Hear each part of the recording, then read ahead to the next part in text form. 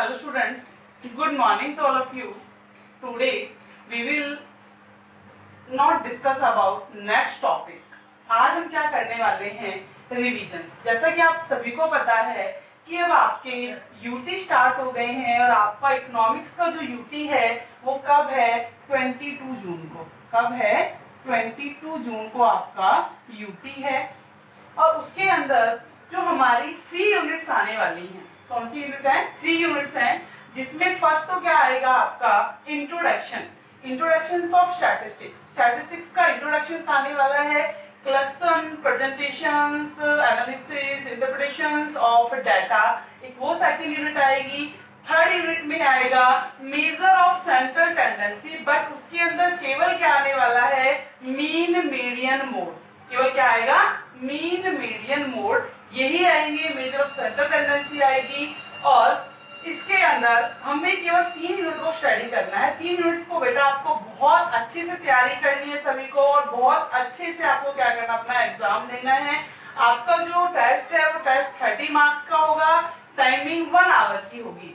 30 marks का exam और timing 1 our होगी। उसे बहुत अच्छे से आपको क्या करना है, अटेम्प्ट करना है। क्लियर हो गया? तो आज हम रिवीजन करते हैं फर्स्ट चैप्टर से। जिस भी स्टूडेंट्स ने हमारी शुरू से वीडियोस नहीं देखी थी उनके लिए बहुत ज्यादा हेल्पफुल होगी। और 22 को आपका क्या है, तो इसका एग्जाम है, यूनिट्स का यूटी है। तो हमारे पास 10 डेज है, तो 10 डेज के अंदर हम बहुत अच्छे से क्या कर सकते हैं, प्रिपरेशन अपनी कर सकते हैं। तो आज हम डिस्कस करते हैं फर्स्ट चैप्टर के बारे में ही। तो फर्स्ट चैप्टर क्या है, तो फर्स्ट चैप्टर हमारा क्या है, statistics, concepts of economics and significances of statistics. Concepts of economics and significances of statistics. तो सबसे पहले है economics. What is the meaning of economics? तो क्या होती है हमारी economics? Economics is a part of social science. Economics is a part of social science We study about the human behavior। जो स्टडी करती है किसके बारे में, ह्यूमन बिहेवियर के बारे में स्टडी करती है। How to wants are satisfied for limited resources, कि लिमिटेड रिसोर्सेज से वांट्स को कैसे कैसे क्या किया जाए, सेटिस्फाई किया जाए। तो इसके अंदर जो इंपॉर्टेंट टर्म्स है जिसके बारे में क्या करेंगे, स्टडी करेंगे, जो बार बार यूज होने वाले इन इकोनॉमिक्स। तो सबसे पहले है कंज्यूमर। क्या यूज होने वाला है, consumer. What is the meaning of consumer? Consumer means those persons who consume goods. Consumer means those persons who consume goods is called consumer. Consumption. Consumption is the process that using utility of goods and services which are directly satisfying of their wants. ये consumption का एक process है, किसकी, जो utility को क्या कर रही है, यूज कर रही है।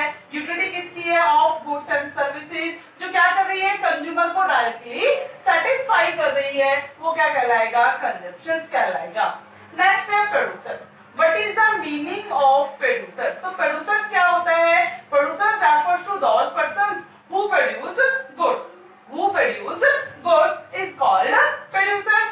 And production is also a process that converting raw material into finished goods. जो raw material को finished goods में क्या कर दे, convert कर दे, it is called production। वो क्या कहलाता है, productions कहलाता है। क्लियर हो गया? नेक्स्ट है सेविंग्स। क्या है, saving. What is the meaning of savings? Savings क्या है, savings is the part of income which are saved by the persons. जो पर्संस के थ्रू क्या कर लिया जाता है, सेव कर लिया जाता है, उसको क्या कहते हैं, सेविंग्स कहते हैं। क्या कहेंगे उसको, सेविंग्स।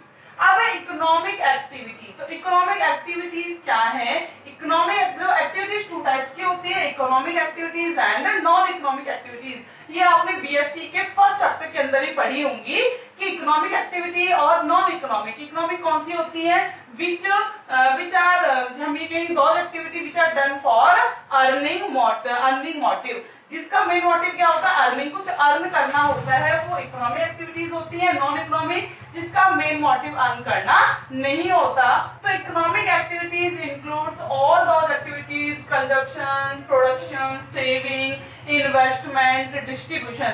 ये सारी एक्टिविटी किसके अंदर आती है, इकोनॉमिक एक्टिविटी के अंदर आती है। क्लियर हो गया? अब economic problems, what is the meaning of economic problems, या इकोनॉमिक प्रॉब्लम्स क्या, व्हाट इज इकोनॉमिक प्रॉब्लम्स? तो economic problems is problems of choice, क्या है, problems of choice is economic problems. Problem of choice क्या है, हमारी इकोनॉमिक प्रॉब्लम्स है, क्यों है, because resources are limited and human wants are unlimited. जो रिसोर्सेज है वो कैसे हैं, सारे लिमिटेड हैं, वांट्स हमारी अनलिमिटेड है, बट जो लिमिटेड रिसोर्सेज हैं हैव अल्टरनेटिव यूजेस, उनके बहुत सारे क्या हैं, अल्टरनेटिव यूजेस हैं। तो अल्टरनेटिव यूजेस में समझ नहीं आता कि व्हाट टू चूज या what are best for satisfying of our wants. इसमें से बेस्ट क्या है जो हमारे वांट्स को क्या करे, सेटिस्फाई कर दे। क्लियर हो गया? अब है व्हाट इज स्टैटिस्टिक्स, जो मेन है, ये तो थी इकोनॉमिक्स। अब है व्हाट इज स्टैटिस्टिक्स। स्टैटिस्टिक्स क्या है, तो statistics is aggregate of fact. Statistics is aggregate of fact which includes only numerical data, which includes only numerical data, या फिर ये कह सकते हैं statistics includes all issues and problems which are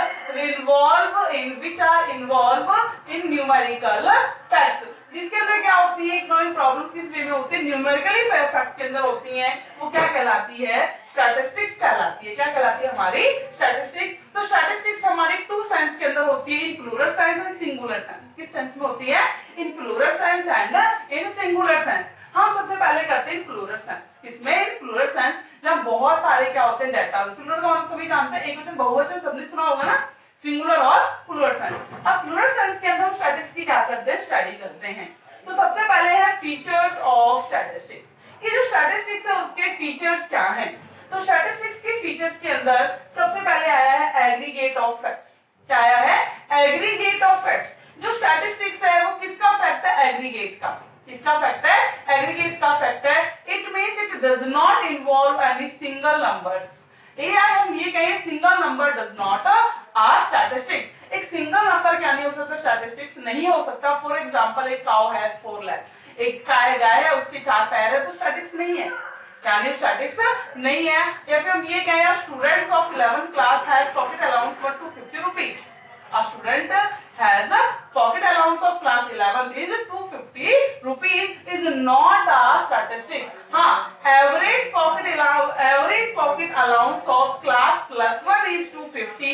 It is a statistics. अगर हमने complete +1 class के average pocket allowance को बताया है तो वो क्या है, स्टैटिस्टिक्स है। वो क्या है, स्टैटिस्टिक्स है। क्लियर हो गया? Second is numerically expressed. क्या है, न्यूमेरिकली एक्सप्रेस। तो न्यूमेरिकली एक्सप्रेस का मतलब क्या है कि those data which are expressed in numerically way, वो डाटा जिसे न्यूमेरिकली वे में हम क्या करें, एक्सप्रेस करें, वो क्या कहलाता है, स्टैटिस्टिक्स कहलाता है। देखो, जिसको हम न्यूमेरिकली वे क्या करें, अगर उसको एक्सप्रेस करते हो, स्टैटिस्टिक्स है। इट मींस जो डाटा क्वालिटेटिव फॉर्म्स के अंदर, जैसे कि ऑनेस्टी है, हमें क्या लीडरशिप है, ये क्या नहीं है, स्टैटिस्टिक्स नहीं है। ऑनरशिप, ऑनेस्टी, ये सारी चीजें हम क्वालिटी के अंदर बता सकते हैं।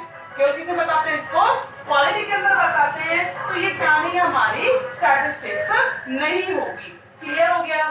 Third is affected by multiplicity of clauses.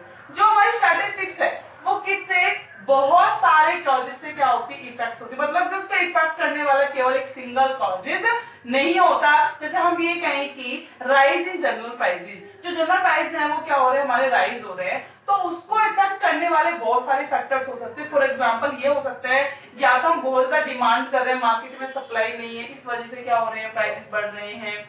या दूसरा ये हो सकता है कि उस गुड्स की शॉर्टेज आ रखी है, आर्टिफिशियल स्कैर्सिटी हो रखी है। मतलब उसके बहुत सारे क्या हो सकते हैं, रीजन हो सकते हैं। वो ऐसे सीजनल प्रोडक्ट है, सीजन में उसकी क्या होती है, डिमांड होती है। तो उसका मतलब कि किसी भी स्टैटिस्टिक्स के अंदर जो डाटास होते हैं उसके इफेक्ट करने वाले बहुत सारे क्या होते हैं, काजेस होते हैं, बहुत सारे कारण होते हैं। फिर रीजनेबल एक्यूरेसी। स्टैटिस्टिक्स के अंदर जो रिजल्ट निकल कर आता है, जो हम ये कहें जो उसका रिजल्ट निकल कर आता है, उसके अंदर जो एक्यूरेसी होती है रीजनेबल एक्यूरेसी होती है, नॉट एक्यूरेट। वो कंप्लीट एक्यूरेट नहीं होता बिकॉज हम उसको किस उसके ऊपर मेजर करते हैं, एवरेज के ऊपर मेजर करते हैं। जैसे कि मैंने कहा कि average height of class plus one students is 5 foot 6 inch. मैंने कहा एवरेज हाइट कितनी है क्लास 11 की, 5 फुट 6 इंच क्या है उनकी हाइट है। तो इट इज नॉट ट्रू कि all students have 5 feet and 6 inch height, कि सभी स्टूडेंट्स की 5 6 क्या है हाइट है, ये तो जरूरी नहीं है। बट मैंने क्या बताया, एवरेज हो सकता है 5 6 से बिलो भी होंगे, 5 6 से अप भी होंगे, ठीक है, बिलो भी हो सकता है अप भी हो सकते हैं। मतलब कि वो जो रिजल्ट है वो कैसा है, एक रीजनेबल रिजल्ट है। कैसा रिजल्ट है, वो रीजनेबल है। फिर है place in relation to each other. इसमें क्या होता है, एक को हम दूसरे की जगह क्या कर सकते हैं, रिप्लेस भी कर सकते हैं। क्या कर सकते हैं, रिप्लेस कर सकते हैं। अब इनको एक को दूसरी की जगह रिप्लेस कैसे करना है, तो एक को दूसरी की जगह रिप्लेस हम कैसे करेंगे। मैंने कहा एवरेज हाइट में एग्जांपल दिया, सपोज क्लास के अंदर एक सोनू मोनू और क्या है एक टीना है। तो मैंने सोनू मोनू टीना की, सोनू की हाइट क्या बताइए 5 फीट 6 इंच, क्या बताइए 5 फीट 6 इंच। सोनू को खड़ा है, मोनू को खड़ा है, उसकी हाइट 5 फीट है। मतलब एक को मैं दूसरी की जगह खड़ा कर दूं तो कोई डिफरेंस नजर नहीं आएगा, क्योंकि तीनों स्टूडेंट्स किसके हैं, क्लास प्लस वन के हैं। तो सभी की एवरेज हाइट कितनी मेजर की हुई है मैंने, 5 फीट 6 इंच। कितनी हाइट मेजर की हुई है, 5 फीट 6 इंच हाइट मेजर की हुई है। ये क्लियर हो गया। अब है नेक्स्ट हमारा प्री डिटरमाइंड पर्पस। स्टैटिक्स का हमेशा क्या होता है, एक प्री डिटरमाइंड पर्पस होता है। जब भी डाटा कलेक्ट किए जाते हैं उससे पहले पर्पस बन जाता है कि मैं जो डाटा कलेक्ट कर रही हूँ इनको कलेक्ट करने के पीछे मेरा मेन पर्पस क्या है, मेरा मेन मोटो क्या है। तो पहले जब तक मोटो डिसाइड नहीं होगा तो उन डाटा की कोई भी क्या नहीं होती, वैल्यू नहीं होती, वैल्यू लेस होते हैं। अगर पर्पस, किसी पर्पस से डाटा कलेक्ट किए गए हैं तो वो कैसे होते हैं, वैल्यूएबल्स होते हैं।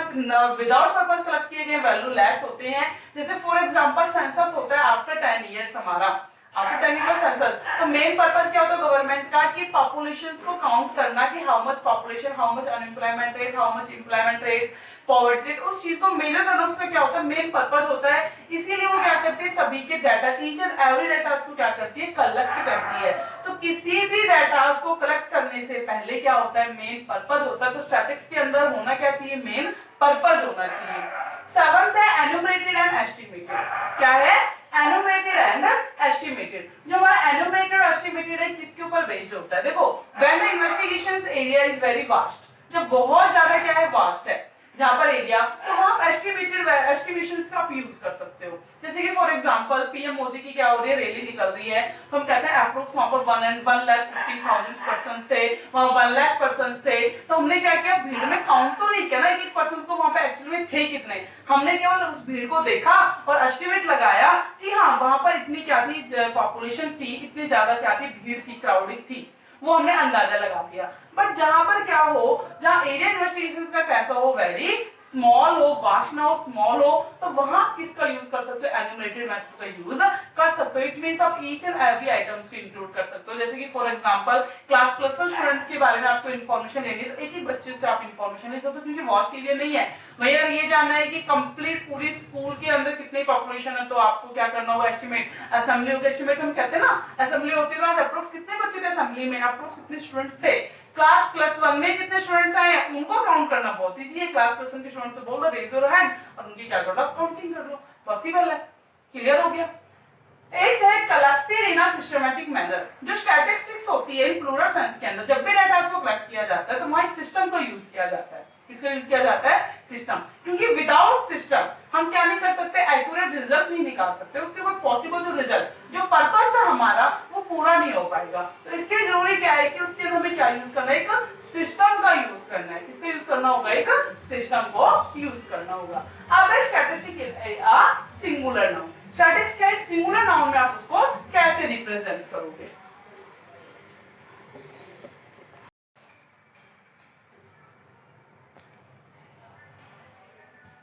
नेक्स्ट है स्टैटिस्टिक्स अ सिंगुलर नाउन। तो स्टैटिस्टिक्स एक सिंगुलर नाउन में कैसे है, ये जो प्लूरल नाउन के अंदर हमने स्टडी की, अब एक सिंगुलर नाउन। तो सिंगुलर नाउन के अंदर स्टैटिस्टिक्स के कितने स्टेप्स हैं, 5 स्टेप्स हैं। कितने स्टेप्स हैं, 5। सबसे पहले आता है collections of data, organization of data, presentation of data, analysis of data, interpretation of data. तो सबसे जो पहली स्टेज होती है वो स्टेज ही क्या होती है, कलेक्शंस ऑफ डाटा। जब डाटास को क्या किया जाता है, कलेक्ट किया जाता है, तो कलेक्ट करने के मेथड्स यूज किए जाते हैं, by sampling method, by census method. या तो डाटास को बाय सैंपलिंग मेथड क्या कर सकते हो, सेलेक्ट कर सकते हो, कलेक्ट कर सकते हो, या फिर आप सेंसस मेथड को क्या कर सकते हो, यूज। तो सैंपलिंग मेथड में तो क्या होता है कि आप यूनिवर्स में से 1-2 आइटम्स को सिलेक्ट कर सकते हो, तो सैंपलिंग मेथड से आपने क्या किया, डाटा को कलेक्ट कर लिया। सेंसस के अंदर होता है कि आप ईच एंड एवरी आइटम्स को क्या करते हो, कलेक्ट करते हो, each and every items included from the universe, universe के से आपने क्या किया, ईच एंड एवरी आइटम को कलेक्ट किया, वो क्या, सेंसस मेथड। तो कलेक्शंस ऑफ डाटा के अंदर आते हैं सेंसस एंड सैंपलिंग मेथड। फिर आता है ऑर्गेनाइजेशन ऑफ डाटा। डाटा आपने क्या कर लिया, कलेक्ट कर लिया, अब उसको ऑर्गेनाइज करना है। ऑर्गेनाइज का मतलब होता है एरे ऑफ डाटा, डाटा को सजाना है, ऑर्गेनाइज करना है, तो सेकंड स्टेप में एरे ऑफ डाटा आएगा। थर्ड है प्रेजेंटेशंस ऑफ डाटा। अब डाटा आपको क्या करना है, प्रेजेंट करने हैं, तो प्रेजेंट किस वे में करोगे आप, इन टेबल की फॉर्म में प्रेजेंट कर सकते हो, ग्राफ में प्रेजेंट कर सकते हो, या फिर हम कहें कि डायग्राम के अंदर क्या कर सकते हो, प्रेजेंट कर सकते हो। तो प्रेजेंटेशंस ऑफ डाटा के अंदर डायग्राम, टेबल और ग्राफ, ग्राफिकल वे में आप क्या डाटा को प्रेजेंट करोगे, क्योंकि ग्राफ टेबल के अंदर करते हो उसका लॉन्ग लास्टिंग क्या होता है, इंपैक्ट होता है। अब एनालिसिस ऑफ डाटा, उसके बाद क्या करना, डाटा को एनालिसिस करना है, तो हम measure of central tendency, dispersion method का आप यूज कर लोगे, तो आपने क्या किया, एनालिसिस किया डाटा को। अब इंटरप्रिटेशंस ऑफ डाटा, क्या करना है, डाटा को इंटरप्रेट करना है। इंटरप्रिटेशंस के अंदर क्या होगा, उसका जो फाइनल रिजल्ट निकाला जाता है through the average, through the average it is called interpretations of data। तो ये 5 steps और सिंगुलर नाउन के अंदर स्टैटिस्टिक्स में क्या की जाती हैं, यूज। तो फर्स्ट क्या मैंने बताया, कलेक्शंस ऑफ डाटा, क्या कलेक्शन या सेंसस और सैंपलिंग मेथड है। ऑर्गेनाइजेशंस के अंदर क्या बताया, array of data, array of data, data को एरे करना, असेंडिंग डिसेंडिंग ऑर्डर के अंदर, सीरीज के अंदर करना। प्रेजेंटेशंस ऑफ डाटा, जहां टेबल यूज होंगी, ग्राफ यूज होगा या फिर डायग्राम यूज होंगे। एनालिसिस के अंदर मीन, मोड, मीडियन, एवरेज आप यूज करोगे। इंटरप्रिटेशंस के अंदर measure of central tendency, measure of dispersion, correlations, वो क्या बताएगा, इंटरप्रिटेशन, मतलब जो फाइनल आउटपुट, फाइनल जो रिजल्ट निकल कर आएगा वो किस में आएगा, इंटरप्रिटेशंस ऑफ डाटा के अंदर। क्लियर हो गया। अब उसके बाद हमारा स्कोप ऑफ स्टैटिस्टिक्स क्या है, स्कोप ऑफ स्टैटिस्टिक्स में फर्स्ट है नेचर ऑफ स्टैटिस्टिक्स। क्या है, नेचर ऑफ स्टैटिस्टिक्स, स्टैटिस्टिक्स का नेचर कैसा है। देखो कोई सम इकोनॉमिक्स से statistics is a art, is an art sorry, और कई सम स्टैटिस्टिक्स इज अ साइंस। कुछ कहते हैं कि स्टैटिक्स साइंस है, कुछ कहते हैं स्टैटिक्स क्या है, आर्ट्स है। तो स्टैटिक्स साइंस है, आर्ट्स है, क्या है, तो ऐसा आर्ट की हम बात करें तो ये किसमें बिहेव करती है, ह्यूमन बींग्स की जो भी प्रॉब्लम्स होते हैं, इश्यूज होते हैं, उसके बारे में स्टडी करती है। अगर साइंस कहें तो एक सिस्टम को यूज करते हैं, क्योंकि इसमें सिस्टमैटिक मैनर्स था, एक सिस्टम को साइंटिफिक मैनर में यूज करती है। तो ये क्या है, ना तो एग्जैक्ट साइंस है ना ही एग्जैक्ट आर्ट्स है, ना तो ये एग्जैक्ट साइंस है ना ही एग्जैक्ट आर्ट्स है। हम ये कहते हैं कि दोनों ही है, स्टैटिक्स आर्ट्स भी एज वेल एज साइंस, मतलब दोनों है, साइंस भी और ये क्या है, आर्ट्स भी है, तो दोनों ही है साइंस नेचर्स के अंदर। अब इसके सब्जेक्ट मैटर्स क्या है स्टैटिस्टिक्स से, सब्जेक्ट मैटर क्या होता है, किस वे में यूज किया जाता है। तो सब्जेक्ट मैटर में सबसे पहले डिस्क्रिप्टिव, क्या है, डिस्क्रिप्टिव और इन्फ्रेंशियल। तो डिस्क्रिप्टिव का मतलब है कि when the statistical data are present in, या फिर हम कहें involvement of collections of data, organizations of data and presentations of data only. जब भी डाटा को कलेक्ट किया जाता है, ऑर्गेनाइजेशन को इन्वॉल्व किया जाता है, प्रेजेंट किया जाता है, वो क्या होता है, डिस्क्रिप्टिव, मतलब एक डिस्क्रिप्टिव स्टडी कर दी, उसकी छोटे वे में उसको बता दिया, वो क्या डिस्क्रिप्टिव। इन्फॉर्मेशन मतलब उसको खोलकर बताना, कंप्लीट स्टडी के बारे में बताना, जहां पर क्या किया, एनालिसिस कर दिया डाटा को, इंटरप्रिटेशंस कर दिया, डाटा की कंप्लीट क्या बता दी, इंफॉर्मेशंस बता दी, वो क्या है, इंटरप्रिटेशंस ऑफ डाटा, मतलब इन्फ्लुएंशियल्स ऑफ स्टैटिस्टिकल डाटा। क्या है, influential statistic of data. Clear हो गया। स्कोप में डिस्क्रिप्टिव एंड इन्फ्लुएंशियल्स ऑफ डाटा है, सभी को क्लियर हो गया होगा। अब आती है इसकी कुछ लिमिटेशंस। तो इसकी लिमिटेशंस क्या हैं, तो हम लिमिटेशंस को करते हैं।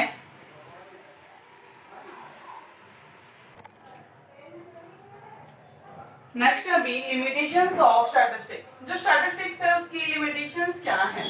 तो लिमिटेशंस में सबसे फर्स्ट है study of numerical facts only, कि जो स्टैटिस्टिक्स होती है केवल न्यूमेरिकल फैक्ट्स की स्टडी करती है, ओनली स्टडी करती है न्यूमेरिकली फैक्ट्स की, तो ये किसको, ये क्वालिटेटिव फैक्ट्स को नहीं लेती, ओनली क्वांटिटेटिव फैक्ट्स को ही लेती है।